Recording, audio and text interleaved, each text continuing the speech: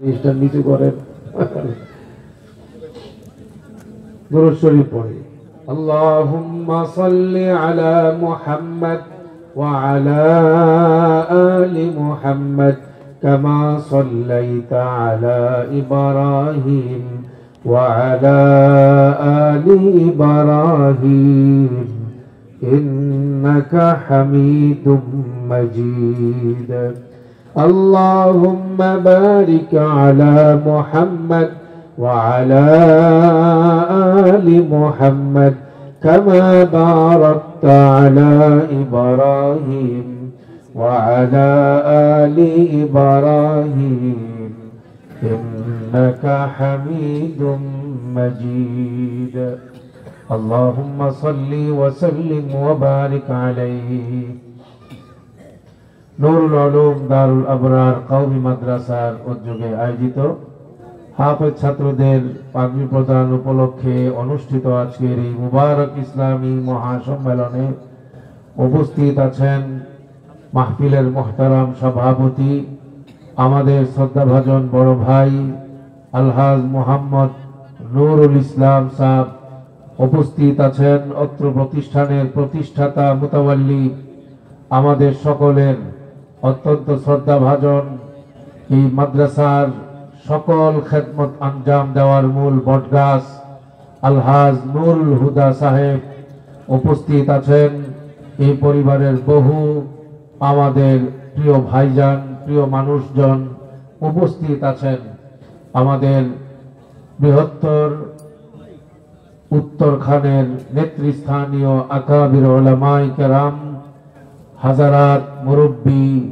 বুজুর্গানে দ্বীন, কাছে কিংবা দূর থেকে সমবেত বেরাদারানে ইসলাম।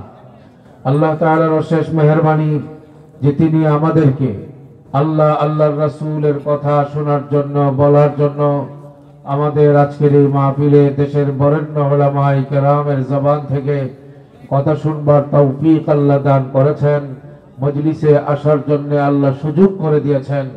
শুকর আদায় করে সকলেই বলি আলহামদুলিল্লাহ। আমি আপনাদের শুকর আদায় করছি। আমি অনেককে ব্যক্তিগতভাবে চিনি, অনেক দূর দূরান্তে আপনাদের বাসা, এই পর্যন্ত আসতে আপনাদের স্বাভাবিকভাবে আসাটা কষ্টই হওয়ার কথা। এখানে যারা এসেছেন কেবলমাত্র আল্লাহর কথা শোনা, জান্নাত কামাই করার আশা নিয়েই আপনারা এসেছেন, না হয় সাধারণত সুন্দর যাতায়াতের ব্যবস্থা থাকলেও অনেক জায়গায় মানুষ বয়ান শুনতে যায় না। ব্যাপক পরিমাণে যে উপস্থিতি আজকে সমাগম যা হয়েছিল এবং এখনো আপনারা যারা আছেন একমাত্র আল্লাহকে পাওয়ার জন্যই আপনারা এখানে বসেছেন। মাদ্রাসার পক্ষ থেকে মুতাওয়াল্লি সাহেবের পক্ষ থেকে অভিনন্দন জানাই, মুবারকবাদ জানাই, দোয়া করি আল্লাহ তাআলা আপনাদের সকলের কদমে কদমে নেকি দান করেন, কদমে কদমে গুনাহ মাফ করে দেন, কদমে কদমে জান্নাতের মধ্যে মর্যাদা উঁচু করে দেন। আমি হঠাৎ নজরে পড়ল জামিয়াতুল মানহালের শাইখুল হাদিস হযরত মুফতি জাকারিয়া সাহেব দামাত বারাকাতুহুম হযরত তো মাঠে আছেন, স্টেজে আসার জন্য অনুরোধ জানাচ্ছি। আমি যে আয়াতে কারিমা আপনাদের সামনে তিলাওয়াত করছি সে আয়াতে কারিমা তো নাযিল হয়েছে আজ থেকে প্রায় 1450 বছর আগে। নবীর উপরে নাযিল হয়েছে এই উম্মতের জন্যই, কিন্তু এই আয়াতে কারিমার তরজমা, তার ভাবার্থ, তার ব্যাখ্যা, তার ওজন সমাজের মানুষের সামনে না থাকার কারণে, সকল শ্রেণীর মুসলমানের কাছে না থাকার কারণে আজকে আমাদের এই দেশ 92 থেকে 94 ভাগ মুসলমানদের দেশ হওয়া সত্ত্বেও এই দেশ শান্তির দেশ নয়। এই দেশ বিগত দিনগুলোতে আমরা অশান্তির চূড়ান্ত পর্যায়ে এক দুর্বিষহ জীবন আমরা কাটিয়েছি। সামনেও আমাদের আগামী জীবন কি হবে সেই ব্যাপারেও গ্যারান্টি আর নিশ্চয়তা কেউ দিতে পারবে না, সেটা আল্লাহই ভালো জানে। কথা বলেন ঠিক কিনা? একটি আয়াতে কারিমা আপনাদের সামনে যা আমি তিলাওয়াত করলাম, এর তর্জমা হলো আল্লাহ তাআলা বলেন, ইন্না আরাদনাল আমানাতা আলাস সামাওয়াতি ওয়াল আরদি ওয়াল জিবাল। আমি আল্লাহ আসমানের সামনে আমানতের দায়িত্ব নেওয়ার প্রস্তাব দিলাম, জমিনকেও আমানতের দায়িত্ব গ্রহণ করার প্রস্তাব দিলাম, পাহাড় পর্বতকেও বললাম আমি আল্লাহ কিছু দায়িত্ব তোমাদেরকে দেব, সেই দায়িত্ব পালন করতে তোমরা প্রস্তুত কিনা আমাকে জানাও। আসমান বলল এই আমানতের দায়িত্ব আমরা গ্রহণ করতে পারবো না। জমিন বলে দিল আমরাও পারবো না। পাহাড় পর্বত জানিয়ে দিল আমাদেরও সেই সক্ষমতা নাই। সে আমানত, যে আমানতের দায়িত্ব আল্লাহ তাআলা পাহাড়কে দিতে চাইলেন, নিতে চাইল না। জমিনকে দিতে চাইলেন, নিতে চাইল না। পাহাড় পর্বতকে দিলেন, নিতে চাইল না। আল্লাহ তাআলা বলেন ওয়া হামালাহাল ইনসান, ইনসান এবং ইনসানের বাবা আদমকে শুধু বললাম দায়িত্ব দিব তোমাকে, পালন করার জন্য প্রস্তুত কিনা। ইনসান সেটাকে গ্রহণ করে নিল। সুবহানাল্লাহ। ওয়া হামালাহাল ইনসান, এই আয়াতের দ্বারা আল্লাহ তাআলা এই কথা জানায় দিলেন, আল্লাহর বান্দাদেরকে তোমাদেরকে তামাশা করবার জন্য দুনিয়াতে পাঠানো হয় নাই। খেল তামশা, রং তামাশা, খাও দাও, ফুর্তি করো, কাড়ি কাড়ি টাকা পয়সা উপার্জন করো, আর আনন্দে দেশ ভ্রমণ করো, দেশে থাকো বিদেশে থাকো, গান বাজনা শোনো, চোখ দিয়া যা খুশি তা করো, জবান দিয়া যা খুশি তা করবে, কান দিয়া যা খুশি তা শুনবে, যেখানে খুশি সেখানে যাবে, যা খুশি তা বলবে, যা খুশি তা করবে। আল্লাহ তাআলা বলেন ও আদম সন্তান, তোমাদেরকে এর জন্য বানানো হয় নাই, তোমাদেরকে বানানো হয়েছে, দুনিয়াতে পাঠানো হয়েছে আমানতের জিম্মাদারি আদায় করবার জন্য। বুঝে থাকলে বলেন, এখানে যে কয়জন আমরা আছি কথাগুলো যা শুনলাম বুঝে থাকলে বলেন, আমাদেরকে আল্লাহ তাআলা খামাখা এমনিতেই দুনিয়াতে আসলাম আর গেলাম অনর্থক, এই দুনিয়াতে আমাদেরকে কোনো উদ্দেশ্য ছাড়া দুনিয়াতে পাঠাইছেন, ব্যাপারটা কি এমন? জিম্মাদারি আদায় করবার জন্য পাঠাইছেন। বুঝা থাকলে বলেন কি আদায় করবার জন্য? জিম্মাদারি আদায় করবার জন্য। বলেন না কি আদায় করবার জন্য?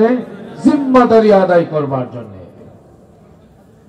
দেখেন এই জিম্মাদারির ব্যাপারে কালামে পাকে আল্লাহ তাআলা বলেন, যারা এই জিম্মাদারি ঠিকমতো আদায় করবে তাদেরকে বিনিময়ে আর কিছু না, জান্নাতুল ফিরদাউসের মালিক আল্লাহ বানায় দিবেন। কিছু পাইলাম না, টাকাও পাইলাম না, ক্ষমতাও পাইলাম না, খালি ঘুরলাম নৌকার পিছনে, ধানের শীষের পিছনে, কিন্তু হাইব্রিড নেতাদের ভিড়ে আমি হারিয়ে গেলাম, কিছুই পাইলাম না। টাকা পয়সা, ক্ষমতা, অনেক স্বপ্ন ছিল আমার অর্জন করার, মৃত্যুর আগে নিঃস্ব হয়ে গেলাম। কিন্তু আমি যদি কোথাও গিয়ে স্থান না পেলাম, আল্লাহর গোলামি করার মতো সুযোগ সৌভাগ্য আমার যদি হয়ে যায়, সিনা যদি খুলে যায়, অন্তরের চোখ যদি খুলে যায়, জান্নাত কামাই করার সেই পাগলামি আমার মধ্যে যদি এসে যায়, টাকা পয়সা কিছুই পাইলাম না, জান্নাতুল ফিরদাউসের জন্য আল্লাহ যদি নাম লেখায় দেন, পৃথিবীতে এর চেয়ে বড় সৌভাগ্যবান আর কেউ হবে? আল্লাহ তাআলা বলেন ওয়াল্লাযীনা হুম লিআমানাতিহিম ওয়া আহদিহিম রাউন ওয়াল্লাযীনা হুম আলা সালাওয়াতিহিম ইউহাফিযুন উলাইকা হুমুল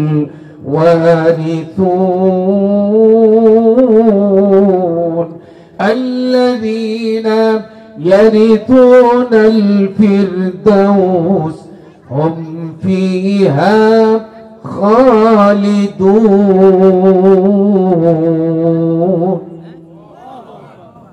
আল্লাহ তাআলা বলেন, যারা আমানত রক্ষা করে চলে, যারা জিম্মাদারি যথাযথভাবে পালন করে, নিজের জিম্মাদারি, পরিবারের জিম্মাদারি, কোম্পানির জিম্মাদারি, চাকরির জিম্মাদারি, দোকানের জিম্মাদারি, রাষ্ট্রীয় জিম্মাদারি, মা বাবার জিম্মাদারি, ভাই ব্রাদারের জিম্মাদারি, আত্মীয় স্বজনের জিম্মাদারি, যত রকমের দায়িত্ব হতে পারে, আল্লাহ বলেন যারা যত্নের সাথে প্রত্যেকের জিম্মাদারি যারা আদায় করে, আল্লাহ তাআলা বলেন তাদেরকে আমি আল্লাহ ঘোষণা দিলাম জান্নাতুল ফিরদাউসের মালিক বানায় দেব। আজকের বাংলাদেশের মূল সমস্যা এক জায়গায়, দায়িত্ব নেবার জন্য মানুষের অভাব নাই, কিন্তু দায়িত্ব পাওয়ার পরে দায়িত্ব পালন করণের চিন্তা মোটেও মাথায় থাকে না। কথা বলেন ঠিক না? আমাকে এমপি বানাবেন, মন্ত্রী বানাবেন, কি চান আপনারা? স্বর্ণ দিয়ে বাঁধায় দেবো এলাকার রুটঘাট, বলে কি বলে না? কি চান আপনারা? এলাকার একটা মানুষ না খেয়ে থাকবে না, মুরগি পোলাও কোরমা বিরিয়ানি খাবে। যখন যা দরকার আমাকে বলবেন, আমার দরজা 24 ঘন্টা খোলা থাকবে, 12 মাস আমি আপনার খাদেম গোলাম হয়ে কাজ করব। এইভাবে করে এক একটা মানুষের কাছে যায়, বুড়া মানুষকে দেখলে মাথায় হাত বোলায়, এতিমকে দেখলে মাথায় হাত বোলায়, 10টা টাকা দেওয়ার আগে প্রত্যেকটা মানুষের কাছ থেকে দোয়া চায়, আমাকে আপনারা যদি দায়িত্ব দেন আমি ইনশাআল্লাহ অন্তত এতটুকু বলতে পারি, আমার গোটা এলাকার চৌহদ্দির ভেতরে আমি সুখী মানুষের এলাকা বানায় দিব, শান্তি আর সুখের এলাকা আমি তৈরি করব। আমার এলাকার ভেতরে একটা মানুষ সে পীড়িত হবে, মাজলুম হবে, নির্যাতিত হবে, এইরকম কোন চিত্র এলাকায় থাকবে না। শেষ পর্যন্ত দেখা যায় এলাকায় কোনো জালেমের চিত্র থাকবে না, নির্যাতনের চিত্র থাকবে না। ক্ষমতায় যাওয়ার পরে দেখা যায় উনি হলেন নির্যাতনের গডফাদার। কথা বলে ঠিক কিনা? আমরা পিছনের দিনগুলোতে যা দেখছি তা বলি আর কি। কথা বলেন? দুনিয়ার বুজুর্গ এখন দেখবেন না, আগামী দিনে নির্বাচন কবে হবে সেটা আল্লাহই ভালো জানে। এটা ডক্টর ইউনূসও ভালো করে কইতে পারবো না, 2 দিন পরে পরে কয় আর কি একটা। কথা বলেন ঠিক কিনা? যে ভাব ধরাইছে সংস্কারের নাম দিয়া, এটা যে কোন পর্যন্ত গিয়া ঠেকে আল্লাহই ভালো জানে। তবে সংস্কার হওয়া দরকার। কথা বলে ঠিক কিনা? তবে সংস্কার এমন ভাবে হওয়া দরকার, এই দেশ থেকে ইসলামকে বিদায় করবার জন্য যারা যত রকম চেষ্টা করে, যত জায়গায় তারা ইসলাম বিরোধী কার্যকলাপ চালিয়েছে, যত জায়গাগুলো নষ্ট করেছে, যত সেক্টরগুলোকে নষ্ট করেছে, সবগুলো সেক্টরের মধ্যে যেন নতুন করে ইসলামকে জাগিয়ে তোলা যায়, ইসলামের বাংলাদেশ যেন গঠন করা যায়, সেই জন্যই দেশকে আমূল পরিবর্তন করার দরকার আছে না নাই? আপনাদের কিন্তু আমার বয়ান মজা লাগতেছে না, আমার ধারণা আর কি মজা লাগার কথা না। জুনায়েদ আল হাবিব সাহেব দামাত বারাকাতুহুম, ওনার বয়ানের পরে খালিদ সাইফুল্লাহ আইয়ুবী সাহেব দামাত বারাকাতুহুমের বয়ানের পরে হাসান জামিল সাহেব কখন আসবেন, এই যে একটা কুড়ুর কুড়ুর কুড়ুর কুড়ুর একটা ভাব দিলের ভিতরে আছে, সেই পর্যন্ত আপনাদের মজার কদ্দুর লাগবে। ভাই মজার বেমজা ওইটা তো বড় কথা না। আল্লাহর কথা যদি আমার চেয়ে আরো আদনা মানুষও বলে, এরপরেও তো হেদায়েতের ফয়সালা হয়ে যেতে পারে কি পারে না? কথা বলেন, পারে কি পারে না? হেদায়েতের মালিক কে? জোরে কন আল্লাহ। বৈশে যেহেতু গেছে তো দূরে বৈশা লাভ কি? একটু কাছেই বল। যাওয়ার যেহেতু যারা যাওয়ার এরা তো চলেই গেছে, আপনারা যেহেতু বৈশাই গেছেন, একবার নঙ্গুর গাইরেই বোন একটু কষ্ট করে। আল্লাহর মেহেরবানিতে আপনারা এখানে, তো আমি বাড়িওয়ালা, হাজী সাহেবের সাথে আমি আছি মেজবান, এই জন্য আমার বয়ান শুনবার জন্য আপনি করে এত কিছু কইতেছি রে ভাই। হ্যাঁ মন আল্লাহর উপরে ভরসা করে মন কিছুক্ষণ, কি মন খারাপ? হ্যাঁ, আল্লাহ সবাইকে জান্নাতি হিসাবে কবুল করেন, আমিন করেন। আজকে কত তারিখ? 24 তারিখ। ভুলে আমি আজকের এই 24 তারিখে মনে 6-7 মাস আগে 2টা বয়ান দিছিলাম, বাজিতপুরে আর কুলিয়ারচরে। এই যে আমার এখানে এই পুস্টার, এর এই তারিখের ভিতরে আরো 3টা প্রোগ্রাম লাগছিল। ওই 3 প্রোগ্রাম ওয়ালারে না করছি, আর 2 প্রোগ্রাম ওয়ালারে যে ওয়াদা দিছিলাম ওইটা আমি ডায়েরিতে এন্ট্রি করতে ভুলে গেছিলাম বহু মাস আগে। তো ওইটা যেখান থেকে ছুটে গেছে, পোস্টার বাড়াইছে 2-3 দিন আগে। আমার তো গেছে মেজাজ খারাপ হয়ে। আপনি বয়ান আমার না শুনলেও আমার বয়ান শোনার জন্য ওখানে আমার কেরেন দিয়ে নেওয়ার জন্য আমার মাথা গরম করতেছে। আমি যে কেমনে বসে আছি এটা আল্লাহ ভালো জানে। আপনারা কথা হয়তো বুঝতেছেন না আর কি। বহুত পেরেশানি নিয়ে এখানে বসে আছি। ওই 2 মাহফিল ক্যান্সেল করতে পারি নাই। এক দিন তো 3-4টার মধ্যে যেতে হয়। 2-3টা ক্যান্সেল করছি, তাদেরকে বুঝাইয়া বহুত আগে, কোনো পেরেশানি নেই। আর 2টা রাখছিলাম ডায়েরিতে এন্ট্রি করছিলাম না, রাস্তাঘাটের মধ্যে আন্তরিকতার কারণে এটা বলে দিছি। এখন তো তারা পোস্টার দিয়ে দিছে মাথা গরম করে, গত রাত পর্যন্ত চলতেছে, আজকে সকাল পর্যন্ত ফোন। আমি পরে বললাম যে ভাই আমার বাড়িতে হইলো এখন আজকের মাসলা, কি করতাম আমি? ভুল আমার হয়েছে না তোমার হয়েছে আল্লাহ জানে, আমারে মাফ করো। কিন্তু মাফ তো করে না আল্লাহ, সবাই কবুল করে না, আমিন কর। হায় হায় হায় হায়। দেখেন, জান্নাত পাওয়ার জন্যই তো এখানে বসছি কি বসছি না? কথা বলেন। আজকে সারা বাংলাদেশে, গোটা বাংলাদেশে সমস্যাই এক জায়গায়, ওয়াদা দেওয়ার মানুষ পাওয়া যায়, ওয়াদা রক্ষা করার মানুষ খুবই কম। কথা বলেন ঠিক কিনা?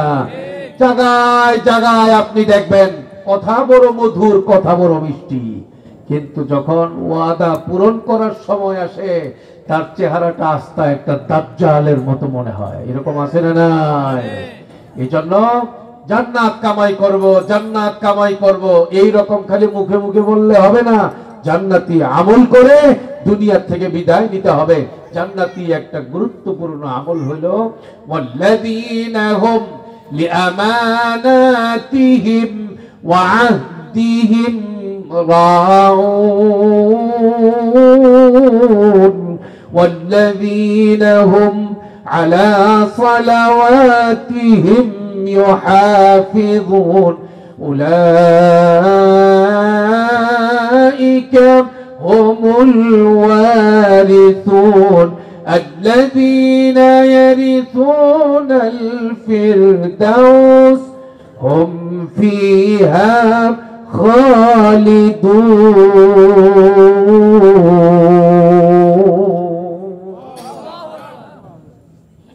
আল্লাহ বলেন, যারা জান্নাতুল ফিরদাউসের মালিক হতে চায় তাদেরকে দায়িত্বশীল হতে হবে। বলেন না, কথা দিয়ে কথা নষ্ট করা যাবে না, দায়িত্ব নিয়ে দায়িত্বে অবহেলা করা যাবে না। আপনাদেরকে আজীব ঘটনা শোনাই। মাথা গরম হয়ে গেছে তো আপনার? আজীব ঘটনা দেখেন, মক্কার সব কাফেররা একাট্টা হইছে নবীকে খতম করে দিবে। নাউজুবিল্লাহ বলবেন না? আল্লাহ যদি তাকে হেফাজত করবেন সিদ্ধান্ত নেন, মক্কা কেন সারা পৃথিবীর সবাই মিলেও কি নবীর একটা পশমের ক্ষতি করতে পারবে? বাংলাদেশেই তো দেখছি আগস্টের 5 তারিখের আগে আমগর পায়ের তলায় মাটি ছিল না। কথা বলতে গেলে ডানে পুলিশ, বামে পুলিশ, সামনে পুলিশ, পিছনে পুলিশ, আওয়ামী লীগ, পাতি নেতা, ছোট নেতা, বড় নেতা। কথা কিভাবে বলবেন জানেন? মাহফিলে বয়ান করবেন, আমগর আম্মার বিরুদ্ধে কথা বলতে পারবেন না, আমগর আব্বার বিরুদ্ধে কথা বলতে ছিল কি ছিল না? কথা বলেন না। এত সব কিছু করেও যখন আলেমদের জবানকে থামাতে পারে নাই, হামলা করা হয়েছে, মামলা দেওয়া হয়েছে, জেলখানায় আটক রাখা হয়েছে, ইজ্জতের উপরে আঘাত করা হয়েছে। কওমি মাদ্রাসার মধ্যে প্রতিদিন পুলিশ পাঠানো হতো, গোয়েন্দা বিভাগের লোক পাঠানো হতো। আমি তো কোথাও গিয়ে শান্তি পাইতাম না। মাদ্রাসায় যাইতাম তুরাক থানার গোয়েন্দা, বাসায় যাইতাম পশ্চিম থানার গোয়েন্দা, মসজিদে ইমামতি করতে যাইতাম আরেক এই পশ্চিম থানার আরেক দল গোয়েন্দা। গোয়েন্দারা গিয়ে কথা কয় কি জানেন? হুজুর চিনে কিন্তু জানেও আমি কে, এরপরেও আমাকে একটু যন্ত্রণা দেওয়ার জন্য, হুজুর আপনার পুরা নামটা কি? আচ্ছা বলেন তো, যার গায়ে রাগ নাই হেরও তো রাগ উঠবে। আপনি আমার চিনেন জানেন, এরপরে গিয়ে যদি বলেন আচ্ছা আপনার পুরা নামটা জানি কি, রাগ উঠবে না গায়ে? হুজুর আপনার পুরা নামটা জানি কি? কেফায়েতুল্লাহ। হুজুর এইটুকুই? আজহারি সাথে আছে না? জানলে জিগাও কিনলে কাঁচা তাইলে আজহারি। হুজুর আপনার ছেলে কয়জন? এতজন। মেয়ে কয়জন? এতজন। আপনার বড় মেয়ের বয়স কত? এটা কি কোন দায়িত্ব পালন করা না মানসিকভাবে যন্ত্রণা দেওয়া? কথা বলেন। আমি একদিন হঠাৎ করে বললাম, এই আমার ব্যাপারে জিজ্ঞেস করতেছে, সব ঠিক আছে, আমার মেয়ে কয়জন, মেয়ের নাম কি, বড় মেয়ের বয়স কত, আমার স্ত্রীর নাম কি, এগুলো তুমি যে জিজ্ঞেস করতেছ, তুমি কি একবার চিন্তা করো নাই এটা অন্যায় হইতেছে? বেয়াদব! আমি তো এমন রাগ হইছি, বেয়াদব কে পাঠাইছে তোরে আমার এখানে, আমার বাসার নিচে? আমার এই রাগ দেখা সে বলতেছে, হুজুর আমি মাপ চাই, আমার বেয়াদবি হইছে, হুজুর আমাকে খারাপ মনে করেন না, আমার ছেলেও তো হুজুর মাদ্রাসায় পড়ে, আমি তো মাদ্রাসায় পড়াই। আমি বললাম, কোন বেয়াদবে তোমারে বেয়াদব বানাইছে? তোমার ঘরে হাফেজ আলেম হবে আর তুমি চিন্তা করতেছো যে আমার 12টা বাজায় ইজ্জতের উপরে আঘাত করবা, আর তোমার ছেলেকে আল্লাহ হাফেজ বানাবে, আলেম বানাবে। হাফেজ হওয়া এত সহজ, আলেম হওয়া এত সহজ? জড়ায় ধরে বলতেছে, হুজুর দায়িত্ব পালনের স্বার্থে। আমি বলি, বললি মারো তোমার দায়িত্ব।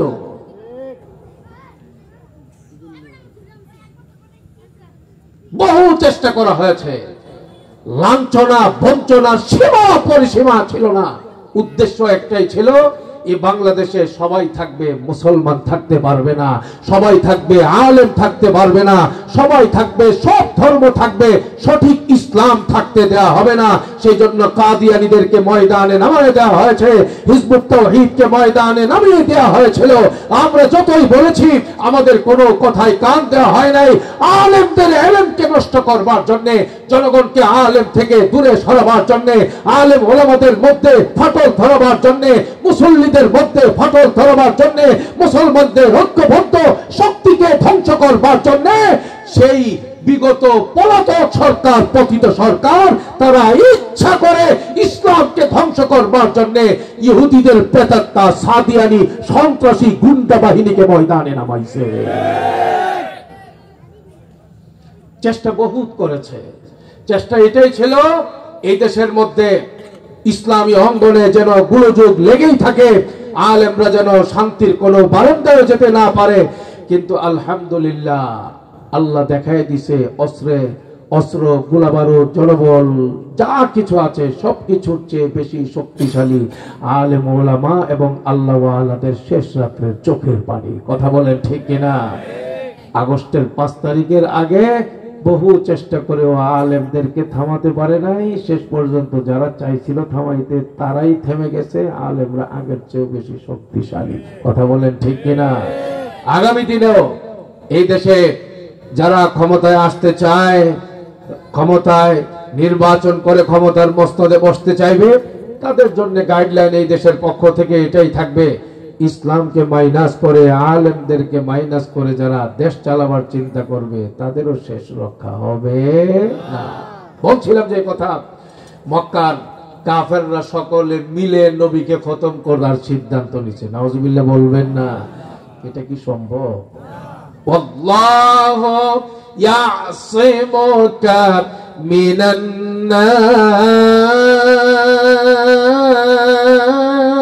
নাস ওয়াল্লাহু লা ইয়াহদিল কওমাল কাফিরিন।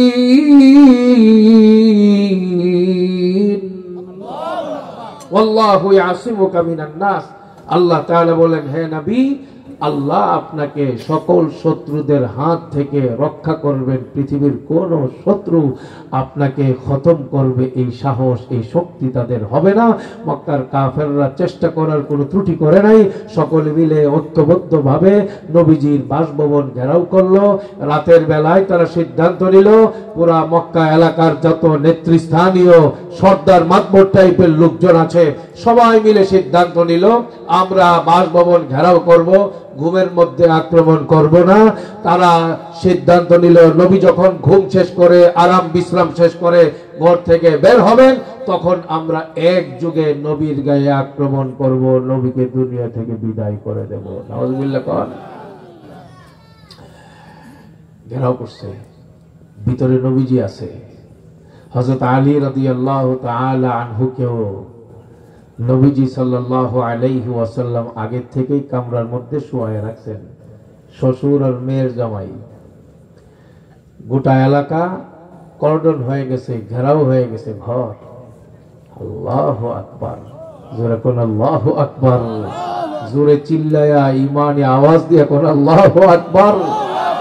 বাসভবন ঘেরাও করা, আর সেই ঘেরাও করা অবস্থার মধ্যে আল্লাহ তাআলা জিবরাইল আমিনকে পাঠিয়ে দিয়েছেন, আর নবীকে বলছেন, নবী, আপনাকে মৃত্যুদণ্ড দেওয়ার জন্য, হত্যা করবার জন্য তারা সবাই বাসভবন ঘেরাও করছে, আর আল্লাহ ফয়সালা করেছেন আপনাকে নিরাপদে এখান থেকে বের করে দেওয়া যাবে। পলিসি কি হবে, কৌশল কি হবে? তো কৌশল আর কিছুই না, বালু পরা দিবেন, বালু। কি পরা? বালু পরা, বালু পরা দিবেন। হাতে বালু নিছে, ওই বালুর মধ্যে একটু তিলাওয়াত করে দিছে, فَأَغْشَيْنَاهُمْ فَهُمْ لَا يُبْصِرُونَ।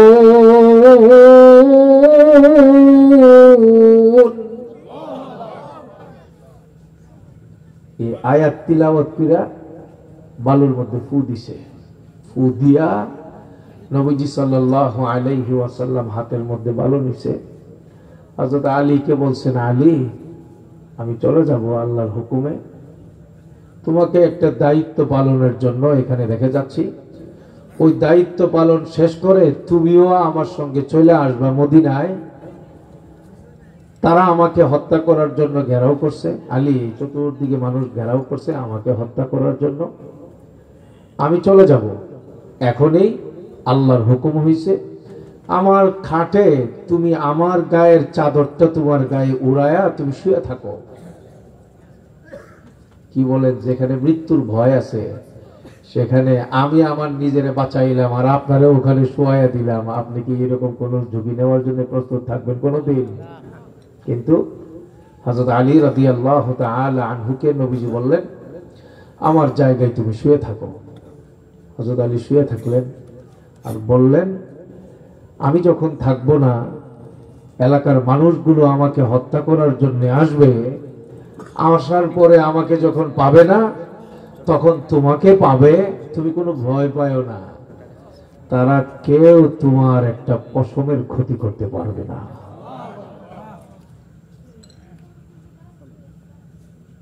আসমান জমিনের সব কিছুর নিয়ন্ত্রণ হয় কার ক্ষমতায়? জোরে কর আল্লাহ। আমাদের তো সেই ইয়াকিন নাই, ঠিক না? হযরত আলী তো নিজের চোখ দিয়ে ইয়াকিন শিখছে, আল্লাহকে কিভাবে বিশ্বাস করতে হয় শিখছে। আমগর তো দুনিয়া সব 2 নম্বরই চিন্তা।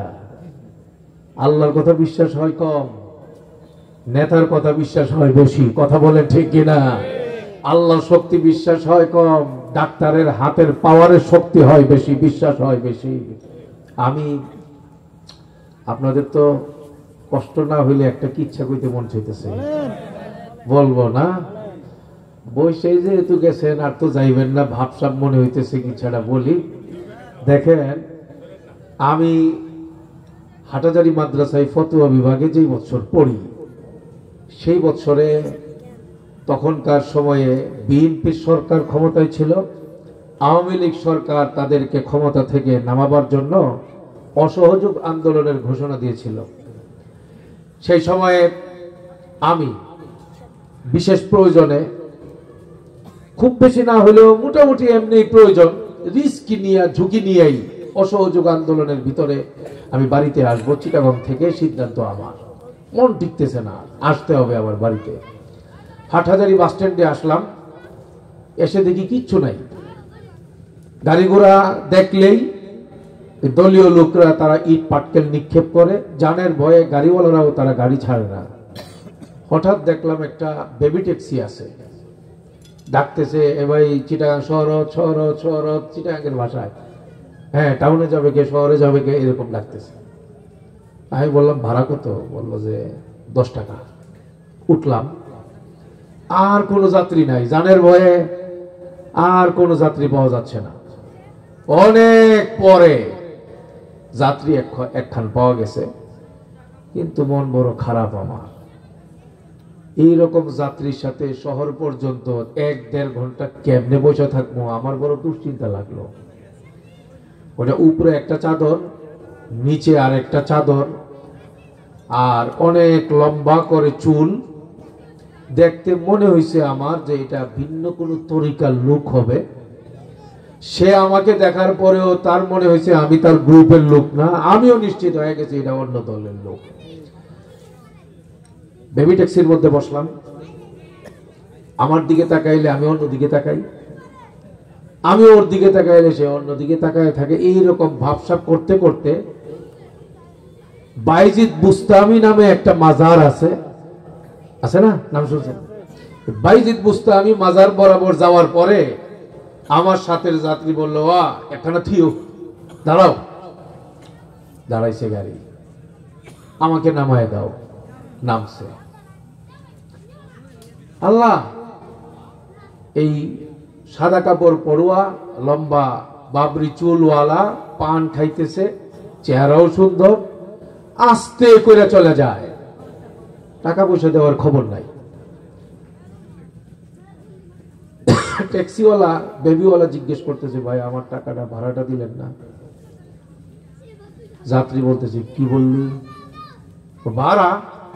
আবার বেদব, চিনোস আমি কে? আমি হইলাম এই বাইজিদ বুস্তামির 110 নম্বর পুরুষের মেয়ের ঘরের নাতি। আমার সামনে এগুলো বলতেছে। পরে আমি তো চিন্তা করলাম যে কোন ভাইরালের পিছনে পড়লাম রে। এখন তো সে বুজুর্গি দেখাইতেছে টাকা মাইরা। শেষ পর্যন্ত ট্যাক্সিওয়ালা বেবিওয়ালা সে বলল, আপনি কার পুত কার নাতি এগুলো আমার বইলা লাভ নাই, আমার 10 টাকা হক হালালের টাকা, এই টাকা আপনি দেন, এরপরে আপনি কার পুত কার নাতি এগুলো যেখানে যাবেন ওখানে গিয়া করেন। ও, তোমার রং দেখাও তুমি না, তুমি চিনো না আমি কে। কি দিছে? হে মনে করছে সব বালু পড়াই বুঝি, কা বললো দিছে। ফু দিছে, দিয়া পরে কয়, যা, আমি কে তুই চিনলি না, বেয়াদবি করছ, তোর গাড়ি আর স্টার্ট হইব না। গাড়ির ড্রাইভার আমারে কইতেছে, হুজুর কি করতাম, এ টাকা না দিলে না দিত, আমার পেটে লাথিটা মারলো কেমনে? আমি বললো, সমস্যা কি? গাড়ির স্টার্টটা হে ফু মাইরা যে বন্ধ করলো, আমি এখন এই গাড়িকে আমি কান্দে করে লিয়ে যাবো হুজুর। আমি বললাম, তোমার কি মনে হইতেছে? ওই স্টার্ট তো হুজুর বন্ধ করে দিছি। স্টার্ট তো আমি বলো, ইমান আকিদা কোন জায়গায় গিয়া ঠেকছে? হ্যাঁ, পাওনা টাকা 10 টাকা, ওই টাকা দিল না, উল্টা সে তার বুজুর্গি জাহির করতেছে। এই রকম ফুতে কোনো কাজ হবে না। এই চিন্তাটা তো সাধারণ সেন্সের দ্বারাই বুঝে যাওয়ার কথা। কথা বলেন ঠিক না? এটা যে বাটপারি, এটা যে দান্দালি, এটা তো এমনিতেই বুঝে যাওয়ার কথা। কিন্তু আল্লাহর এই বান্দা ভয় পেয়ে গেছে। আমি পরে বললাম যে, তুমি ভয় পাচ্ছ কেন? হুজুর আপনিও তো যেতে পারবেন না, হাইটে যেতেই হুজুর। আমারে কয় কেন? ওই স্টার্ট তো হবে না। আমি তো হবে তো না হুজুর, হবে না। আমি হবে, আসো। বল কিভাবে হবে? আমি বললাম, বিসমিল্লাহ বলো, তোমার বাটনে চাপ দাও। হুজুর আল্লাহর মেহেরবানি, আপনি একটু যদি আসতেন। কোথায়? নামেন। নামছি। নামার পরে আমার গদিতে, আমার সিটের মধ্যে আপনি একটু বসতেন। বসলাম। তো এরপরে হুজুর আপনার আঙ্গুলটা নিচে দেন, আমারটা আপনার উপরে দিব। লাগলে আগে আপনারটা লাগুক, যদি ভ্রষ্ট হয়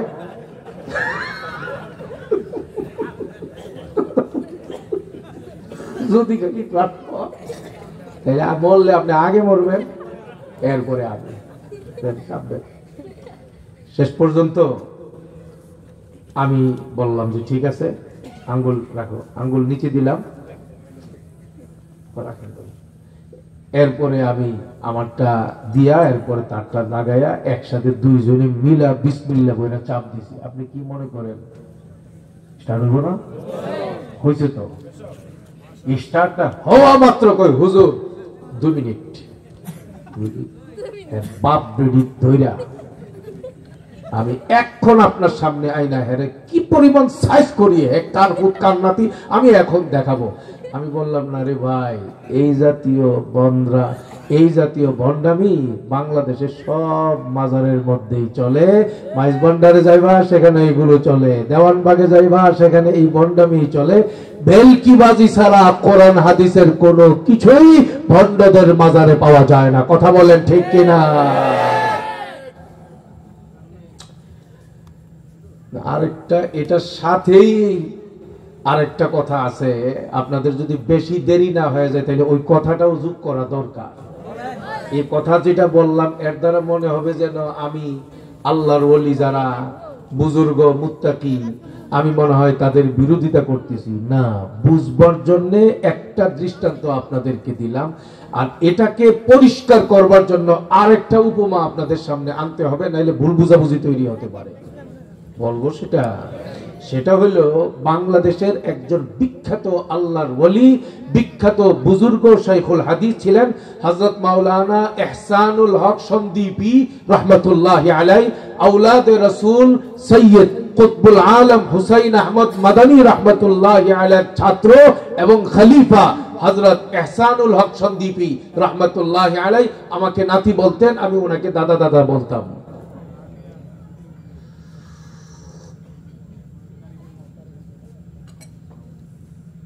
আপনারা যেমনি বইছেন আমার তো মনে চাইতেছে 2-3 ঘন্টা চালাই যায় আপনার বললো। আল্লাহ ভরসা চলবে ইনশাআল্লাহ, আল্লাহ ভরসা। আল্লাহ সবাইরে কবুল করেন, আমিন কর। দেখেন ইহসানুল হক সন্দীপী রাহমাতুল্লাহি আলাইহি, ওনার সাথে ওনার এক জায়গায় মাহফিলে আমি মুরব্বী বহুত বড় বুজুর্গ, বয়ান শেষ আমাকে ডাকছে, ডাইকা আমাকে বললো, এই ভালো বয়ান করলি তুই, তোর বয়ান তো সুন্দর হয়েছে। এটা আমাকে খুব প্রশংসা করছে। এরপরে আমারে বলে বয়ান করার পরে আমাকে এত টাকা দিতে হবে, এরকম টাকা পয়সা নেস কিনা বইলা কইয়া। তো অন্যরা বলতেছে না হুজুর, না হুজুর, এগুলো করে না হুজুর। হ্যাঁ তাইলে ঠিক আছে। এরপরে আমি মাথার থেকে টুপি খুলে দিলাম, আমাকে একটু দোয়া করে দেন। দোয়া করে দিছে। আমি চলে আসব। আমি বললাম যে হযরত আপনার কথা তো আপনি বলছেন, আমার কথা আছে। বল কি? আমার ঈমান তাজা হওয়ার জন্য আপনার কাছ থেকে একটু সবক আমি চাই। কি রকম? আমার জানা মতে আপনার দ্বারা আল্লাহ তাআলা বহুত অলৌকিক ঘটনা কারামাত আল্লাহ তাআলা প্রকাশ করাইছেন। একটা অলৌকিক ঘটনা যেটা আপনার চোখের সামনে এখনো স্পষ্ট মনে আছে, এরকম একটা ঘটনা আপনার কাছ থেকে শুনতে চাই আমার ঈমান তাজা হওয়ার জন্য। হযরত বলেন না, যাও যাও। হযরত খুব অস্পষ্ট কথা বলতেন, না না যাও। আমি বললাম যতই বলবেন আমি যাব না।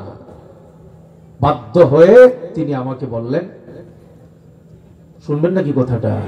তিনি আমাকে বললেন যে শোন, আমি যখন সোহাগী মাদ্রাসায় পড়াই, হুজুর বললেন ময়মনসিংহে, ওই সময়ে আমি চিটাগাং থেকে সন্দ্বীপ যাব, আমার বাড়ি, ওনার বাড়ি সন্দ্বীপ ছিল। আমি ঢাকার সাইদাবাদ থেকে শুক্রবারে গাড়িতে উঠছি, বাসে। তখন দাউদকান্দির এই ব্রিজ ছিল না, ফেরি ছিল। ফেরি তো আমরাও কিছুদিন আগে, এটা তো বেশি দিন হয় নাই, ফেরি ছিল। হযরত সন্দীপী রাহমাতুল্লাহি আলাইহি আমাকে বললেন, শোন, আমার একটা অভ্যাস ছিল, সফরেও যদি আমি যাই, বাসেও যদি আমি থাকি, নামাজ আমাকে নিচে নামতেই হবে, মসজিদে জামাতে আদায় করতে হবে। শুক্রবারে জুমা যদি হয়, প্রয়োজনে আমি গাড়ি ছেড়ে দেব, গাড়ি থেকে নামবো। আমাকে যদি ড্রাইভার নিতে না চায়, প্রয়োজনে ড্রাইভারকে বাদ দিয়া আমি অন্য গাড়িতে যাব, কিন্তু এরপরেও আমি জামাতে আমি নামাজ আদায় করব। এটা ছিল আমার সারা জিন্দেগির আমল। শেষ পর্যন্ত দাউদকান্দি ফেরিঘাটে যাওয়ার পরে বাস থামলো, লম্বা সিরিয়াল, ফেরি পার হইলাম। পার হওয়ার পরেই জুমার নামাজের আজান দিল। আমি ড্রাইভারকে বললাম, ভাই গাড়ি থামান। কেন? নামাজ পড়বো, জুমার নামাজ। আমি আপনাদেরকে জিজ্ঞেস করতে চাই, জুমার নামাজ আর জোহরের নামাজ, দুই নামাজে কি সময় সমান লাগে না বেশি লাগে? জুমার নামাজে জোহরের নামাজের চেয়ে নিম্নে অনেক গুণে নামাজের সময় বেশি লাগে। আধা ঘন্টা 40 মিনিট, কোনো জায়গায় 1 ঘন্টাও লাগে। কথা বলেন ঠিক কিনা? এই রকম ধৈর্য ড্রাইভারদের কি আল্লাহ দিছে যে জুমার নামাজ আরামসে পড়ায় নিয়ে যাবে? আপনি তো দেখবেন যে মাদ্রাসার মধ্যে যে পরিমাণ মুফতি, এর চেয়ে হাজার হাজার গুণে বেশি পরিমাণ মুফতি, গরম গরম মুফতি চায়ের স্টলেও পাওয়া যায়, বাসের মধ্যেও পাওয়া যায়। বিশেষ করে আলেমরা যদি বলে আজান হয়ে গেছে, নিচে নামান, আমরা নামাজ পড়বো, দেখবেন যে ওই বাসের শুরু থেকে শেষ পর্যন্ত ড্রাইভার, হেল্পার সহ সব মুফতি হয়ে যায়। কথা বলেন ঠিক কিনা? হ্যাঁ, আপনারা মাসলা জানেন না, বসে নামাজ পড়া যায়, বাসে নামাজ পড়া যায়, বাসে নামাজ পড়ার মাসলা জানেন না। এরকম গরম মুফতি বাসে, ট্রাকে, আসমানে, জমিনে আছে না নাই? আমি ওই কথাটা বলতেছি, মাঝখানে বলি, ওমরার সফরে যাইতেছি, আপনাদের তো কষ্ট হয়ে যেতেছে না? ওমরার সফরে যাইতেছি, সেখানে কিছু ব্যবসায়ী আমার এই সফরের মধ্যে ছিলেন। বিমানের মধ্যে যে বাথরুম থাকে, ওখানে কিন্তু একেবারে বোমার মতো পানি আসে এইরকম না, একেবারে হোমিওপ্যাথিকের সিরিঞ্জের মাথা দিয়ে যেমনি আয়, 1 ফোঁটা 2 ফোঁটা, ঠিক না? বিরাট মুসিবত। অল্প অল্প করে পানি আসে। এরপরেও অজু, ইস্তেঞ্জা চাইলে সুন্দর মতো করা যায়, যায় না যে তা না, করা যায়। আমি অজু করছি, ইস্তেঞ্জা করছি। আমার পরে একজন হাজী সাহেব, বড় ব্যবসায়ী, উনি গেছেন অজু ইস্তেঞ্জা করছেন। আল্লাহ, অজু ইস্তেঞ্জা করে বের হইছেন, নামাজ পড়তে যাবেন। আমি ওনাকে বললাম যে আপনি কি ইস্তেঞ্জা করছেন, অজুও করছেন? বলে হ্যাঁ। তো কই অজু করলেন? আপনার পায়ের মধ্যে পানি নাই, হাতের মধ্যে কোনো কিছু দেখা যাইতেছে না, সব চকচক চকচক করতেছে, কি আর অজু করছেন আপনি? হুজুর, মাসলা খাইলে আপনারাই সারা জীবন কোন, আমগর থেকে কিছু মাসলা শুনলেন হুজুর? আরে বিমানের মধ্যে আমার লোকে মাসলা নিয়ে লেগে গেছে আমার সাথে, কি আর পড়াশোনা আমি করছি ভাই, হতভম্ব হয়ে গেছি। আমি বললাম বলেন তো কোন মাসলা? উনি বললেন হুজুর এখন আমরা কোন হালাতে আছি? আমি বললাম সফর। 4 রাকাত, কয় রাকাত হবে এখন? 2 রাকাত। হুজুর এই পর্যন্ত আপনার মাসলা, এরপর একটা আমার। বলে কি? নামাজের মধ্যে যেমন কসর আছে, অজুর মধ্যেও কসর আছে। কাঁঠালে গায়ে দিতে গিয়ে তরমুজ বাইরা দিচ্ছে। হালাত দেখেন। হযরত ইহসানুল হক সন্দীপী রাহমাতুল্লাহি আলাইহি তিনি আমাকে নিজে বলতেছেন যে আমি যখন বললাম ড্রাইভার খেপে গেল, যাত্রীরা সবাই খেপে গেল, আমাদের এত সময় নাই। আপনারাও সবাই হয়তো বলেন না, আবার হয়তো কেউ বলেও থাকতে পারেন হুজুররা মসজিদে খায়, পরের বাড়িতে খায়, মসজিদে ঘুমায়, আন্দাজ বরাত নাই। এই জাতীয় কথা কিন্তু বিভিন্ন এলাকার ট্যাট না কিছু কয়। এগুলো যারা বলে এদেরকে তালাশ করে দেখবেন, এরা একজনও হুজুরের জীবনে 1 কাপ চাও খাওয়ায়া দেখে না। কথা বলেন ঠিক কিনা? যারা খাওয়ায় এরা খালি খাওয়াইতেই চায়, এরপরে বলে আসলে আমি খাওয়াইয়া তৃপ্তি পাই নাই। কথা বলেন ঠিক কিনা? যাই হোক, সবাই মিলে হুজুরকে তিরস্কার করতে থাকলো। না, জুমার নামাজের এই লম্বা সময় আমরা অপেক্ষা করব, এতটুক সময় আমাদের নাই। ড্রাইভার বলল হুজুর আপনার যদি নামাজ পড়তে হয় আপনি নেমে যান। যাত্রীরা বলল হুজুর আপনার যদি নামাজ পড়তে হয় আপনি নেমে যান। মানে ওনাকে খুব তিরস্কার যখন করতে থাকলো, হযরত বললেন ঠিক আছে রে ভাই, আমি নেমেই গেলাম, আমাকে নামায় দাও। ড্রাইভারকে বলল ভাই আমার বাকি পথের যাত্রার আমাকে বাকি টাকা ফেরত দাও। উনি বললেন যে টাকা তো কাউন্টারে রেখে দিছে। এরকম একটা জবাব শুনছেন কিনা জীবনে? টাকা তো কাউন্টারে রেখে দিছে, আমার কিছু বলার নাই। হযরত বললেন টাকার দাবি দুনিয়াতেও মাফ করে দিছি, পরকালেও মাফ করে দিছি, আমাকে নামাও, আমি নামাজ পড়বো। কথা কি বুঝতে পারতেছেন? আল্লাহ চালাইলে চলতে পারবেন, আল্লাহ খাওয়াইলে খাইতে পারবেন, আল্লাহ বাড়িতে যাওয়ার তৌফিক দিলে এখান থেকে যাইতে পারবেন। আল্লাহ তাআলা না চাইলে এখান থেকে 1 মুহূর্তের জন্য উঠা যাবে না, এখানেই লাশ। ঠিক কিনা? হুজুর বললেন আমি তাদেরকে বিদায় দিয়ে দিছি এবং আমি দেখলাম যে পুরা বাসের যাত্রীরা মহা খুশি যে বাঁচলাম এই হুজুরের হাত থেকে। কারণ এখন জুমার নামাজে উনি নামতো, আসরের সময় আবার শুরু করে দিত, মাগরিব পর্যন্ত যদি না পৌঁছাইতে পারতাম মাগরিবেও আবার তিনি গাড়ি থামাইতো। এক কামে 3 কাম আমরা শেষ করে দিলাম, আলহামদুলিল্লাহ বেঁচে গেলাম। শেষ পর্যন্ত হুজুর বলেন আমি তো নিশ্চিত বাসও চলে গেছে, যাত্রী চলে গেছে, সব চলে গেছে, আর প্রচন্ড রৌদ্র, আমি এখন আর একটা বাস দাঁড়ায়া, রাস্তার মধ্যে দাঁড়ায়া সেই বাস পাইতে অনেক সময় লাগবে, আমার কষ্ট হবে, আমি বুড়া মানুষ। আমি পরে মসজিদে গেলাম, বয়ান শুনলাম, নামাজ পড়লাম। নামাজের পরে আমি মসজিদের বারান্দার মধ্যে শুয়ে আছি, আমি একজন মুসাফির। আমি চিন্তা করলাম যে আসরের পরে একটু ঠান্ডা ঠান্ডা হইলে রাস্তায় দাঁড়ায়া একটা বাস দেখা আমি চিটাগঙ্গের উদ্দেশ্যে রওনা দিব। কথা কি বুঝতে পারতেছেন? ইজ্জতের মালিক কে? কথা বলে না। সহযোগিতার মালিক কে?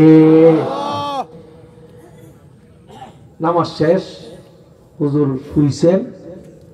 চতুর্দিক দিয়া হুজুরের ভক্তবৃন্দের বিশাল জামাত হুজুরকে নেওয়ার জন্য। হুজুর আপনারা খুঁজতেছি, হুজুর হুজুর মেহরবানি করে যদি আসতেন। আরে আপনি কে? হুজুর আমি বাসের ড্রাইভার। সুবহানাল্লাহ কি নাই আপনি করে এলাকা? একটা তাকবীর লাগান না, কোন না আল্লাহু আকবার বলেন না, আল্লাহু আকবার। এটা নিজে নিজে শুনছি আমার কানে। হুজুর আমি বাসের ড্রাইভার। আচ্ছা আপনারা? হুজুর আমরা যাত্রী। আপনারা এখানে কি করছেন? হুজুর জুমার নামাজ পড়ছি। গ্রামের মানুষ একটা কথা কয়, ঠেলার নাম। আপনারা চলে যাওয়ার কথা। হুজুর আমরা চলে যাওয়ার খুব চেষ্টা করছি হুজুর। ড্রাইভার খুব চেষ্টা করছি হুজুর। তো আসলেন যে, গেলেন না যে? যতই চাপ দেই গাড়ির স্টার্ট যে বন্ধ হয়েছে, স্টার্ট আর চালু হয় না।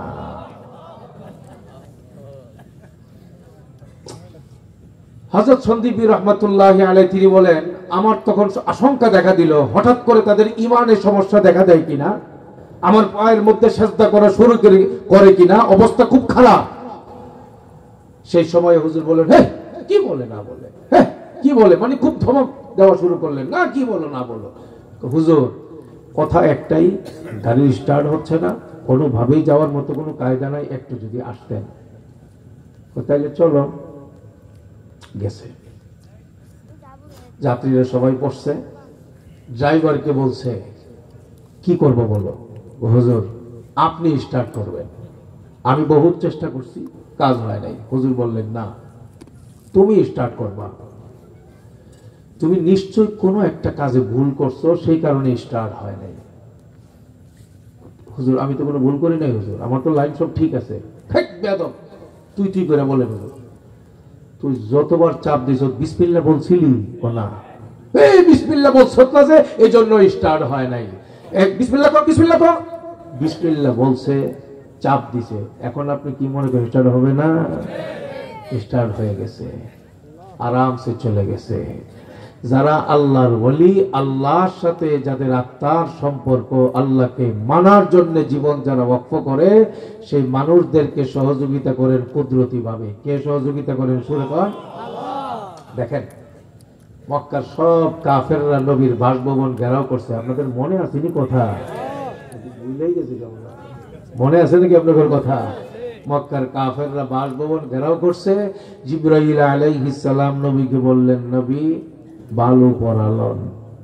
কি পরা? ফাগশাইনাহুম ফাহুম লা ইউবসিরুন।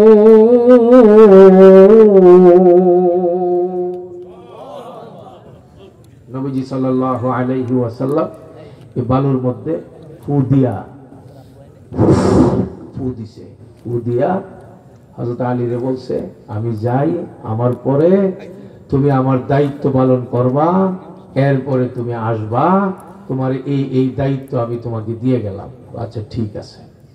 নবীজি যখন যায়, বের হওয়া মাত্র দেখে অনেকগুলো মানুষ ঘেরাও করে আছে। চোখের দিকে তাকাইছে, প্রত্যেকের উপরে ওই আয়াত দিয়া তিলাওয়াত করা যে বালু পড়া, এটা মুখের উপর ঢিল মারছে। আল্লাহর কুদরত, মুহূর্তের ভিতরে চোখের মধ্যে পর্দা লেগে গেছে। সুবহানাল্লাহ বলবেন না?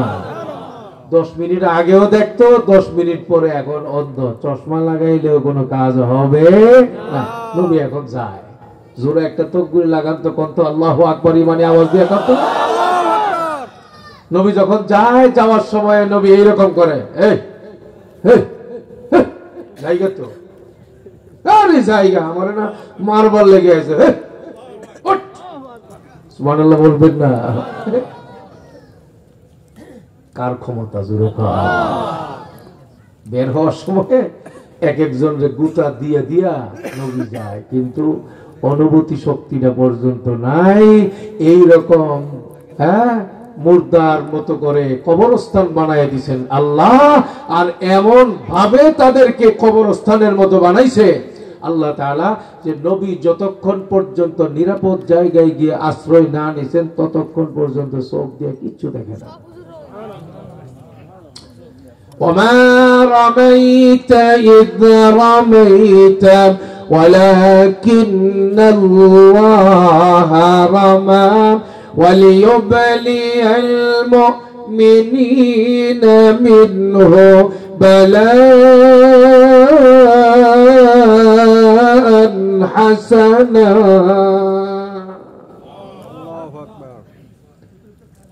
রাসূলুল্লাহ সাল্লাল্লাহু আলাইহি ওয়াসাল্লাম বের হয়ে চলে গেলেন। সকালবেলায় ঘুম থেকে উঠছে, চোখ কসলাইতে কসলাইতে এইরকম ঘুম থেকে উঠছে, উল্টা উকি দিয়ে দেখে নবী তো আছে। নবীর সেই চাদরও দেখা যায়, সেই চাদর মুড়ি দিয়ে শুয়ে আছে সেটাও দেখা যায়। শেষ পর্যন্ত ঘরে ঢুকলো, ঢুইকা দেখে নবী আছে বলতে নবীর চাদরটা আছে, কিন্তু আসলে নবী নাই।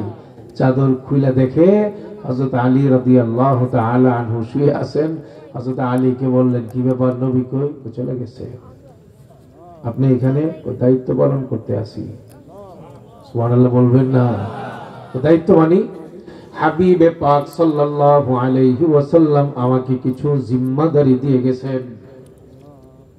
নবী আমাকে বলছেন, মক্কার মানুষগুলো আমার কাছে যত সম্পদ রেখেছে, যতগুলো আমানত আমার কাছে রেখেছে, মক্কার মানুষগুলো নবীকে মানত না, নবীকে বিশ্বাস করত না, নবীকে নবী হিসাবে মানত না, কিন্তু নবীকে তারা একজন আমানতদার হিসাবে, সর্বোচ্চ আস্থাবান হিসাবে তারা মনে করত। আর সেই জন্যে রাহমাতুল লিল আলামিনকে তারা শত্রু মনে করলেও তাদের নিরাপদ জায়গা হিসাবে তার কাছে আমানতের সম্পদগুলো রাখত মক্কার কাফেররা। হযরতে আলী বলেন, শোনো রে, শোনো, নবী চলে গেছেন, তোমরা যেন এই কথা মনে না করো নবী মনে হয় তোমাদের সম্পদ নিয়ে চলে গেছেন। নবী তার সকল আমানতের বস্তু আমার কাছে রেখে গেছেন, পাই পাই করে আমাকে বুঝায় দিয়ে গেছে। তোমাদেরকে তোমাদের সম্পদ বুঝায় দেওয়ার জন্য আমাকে হুকুম করেছেন, তোমাদের জিনিস তোমরা বুঝে নাও, তাড়াতাড়ি আমাকে মুক্ত করে দাও। আমাকে যত তাড়াতাড়ি মুক্ত করবা অত তাড়াতাড়ি নবীর কাছে যাব। সুবহানাল্লাহ। আমানত কথা কি বুঝতে পারতেছেন? এই আমানতের গুরুত্ব নবীর কাছে কত বেশি ছিল। সেই আমানত আল্লাহ তাআলা আমাকে যা দান করেছেন, চোখ আমাকে দান করেছেন আমানত, জবান আল্লাহ আমাকে দান করেছেন আমানত, সন্তান আল্লাহ আমাকে 3টা দান করেছেন, এই সন্তান আমার কাছে আমানত, টাকা পয়সা আমার কাছে আমানত, আমার মেধা, আমার শিক্ষা, আমার কলম, আমার ক্ষমতা, আমার প্রভাব, এই সবগুলো আমানত। এই আমানতের যথাযথ ব্যবহার আমাকে করা লাগবে, আর সেটা যদি আমি করতে পারি তাহলে আমার জন্য পুরস্কার হলো জান্নাতুল ফিরদাউসের বাসিন্দা বানায় দিবেন আল্লাহ। সুবহানাল্লাহ বলিবা। আমি খুব খুশির সাথে, আনন্দের সাথে বলতে চাই যে 11টা ছেলে এই মাদ্রাসায় পড়াশোনা করে হাফেজে কোরআন হইল, তাদের মাথায় আমরা পাগড়ি পরায় দিলাম, তাদের সন্তান, তাদের মা বাবা, আত্মীয় স্বজন, তারা কতটা ভাগ্যবান। তারা তাদের আমানতকে কত চমৎকার ভাবে রক্ষণাবেক্ষণা করলো। হাফেজ বানাইছে আল্লাহ তাআলা, তাদেরকে যেন আলেমে বা আমল বানান। এজন্য আল্লাহর কাছে দোয়া আমরা করি, আপনাদের কাছেও দোয়া চাই, প্রত্যেকটা ছেলেকে আল্লাহ তাআলা যেন হাফেজ এবং আলেমে বা আমল হিসেবে কবুল করেন। বাকি আপনাদের সন্তান যাদেরকে আল্লাহ তাআলা আপনাদেরকে দান করেছেন, আপনারা কারো বাবা, কারো চাচা, কারো দাদা, আপনারা যারা দায়িত্ব পালন করছেন, আপনি তাদের এই আমানত রক্ষা করার ক্ষেত্রে কতটুকুন যত্নবান, কতটুকুন দায়িত্বশীলতার পরিচয় দিচ্ছেন, এই বিষয়টা আপনি আমাদের সবাই এই বিষয় নিয়ে আত্মপর্যালোচনা করা দরকার। এজন্য আমি আপনাদের সবাইকে বলবো, দুনিয়ার সব কিছু হলো কিন্তু আমার সন্তানটা সোনার মানুষ হইল না। দুনিয়ার সব কিছু অর্জন করতে পারলাম, আমি আমার নিজেকে, আমার পরিবারের সবাইকে নিয়ে জান্নাতি হতে পারলাম না। এর চেয়ে বড় আফসোস আর দুঃখ এই ব্যক্তির জন্য আর কিছুই হতে পারে না। আমি তো বড় খুশির সাথে বলি, আল্লাহর মেহেরবানি, আমাকে এমন একজন বড় ভাই মিলাইছেন, এই মাদ্রাসার প্রতিষ্ঠাতা মুতাওয়াল্লি আলহাজ নুরুল হুদা সাহেব। ওনার ব্যাপারটা দেখেন, আল্লাহ তাআলা চাইলে যে কি হয়। ওনাকেও তো আল্লাহ সম্পদ দিছে, একেবারে বাংলাদেশের সবচেয়ে বড় ধনী উনি, বিষয়টা এই রকম না, এর চেয়ে অনেক বড় বড় ধনী বাংলাদেশে হাজার হাজার মানুষ আছে, কিন্তু সবাইকে দিয়ে আল্লাহ তাআলা নুরুল উলুম দারুল আবরারের মতো এই রকম নুরানি পরিবেশ প্রতিষ্ঠান সবাইকে দিয়ে আল্লাহ তাআলা করার না রে ভাই। দেখেন উনি আমাকে একদিন বলতেছেন যে আমার ভাবি, ওনার পরিবার, ওনার আহলিয়া ওনাকে একদিন বলতেছেন যে দুনিয়াতে আরাম আয়েশের জন্য তো আল্লাহ অনেক কিছুই দিল, আর সুখ শান্তির জন্যও তো আমরা একটা বাগান বাড়িও আমরা করলাম, কিন্তু পরকালের বাগান বাড়ি যদি আমার নসিবে না থাকে, তাইলে তো দুনিয়ার টাকা পয়সা, বাগান বাড়ি, এই সব অর্থবিত্তের কোনো মূল্য হবে না। ভাবি আমাদের ভাইজানকে বললেন যে আমার মনে হয় নোয়াখালীতে আমাদের এলাকায় একটা মাদ্রাসা হয়েছে, আমাদের উত্তরা নিজের বাড়ি থেকে এখানে এই উত্তরখানের এই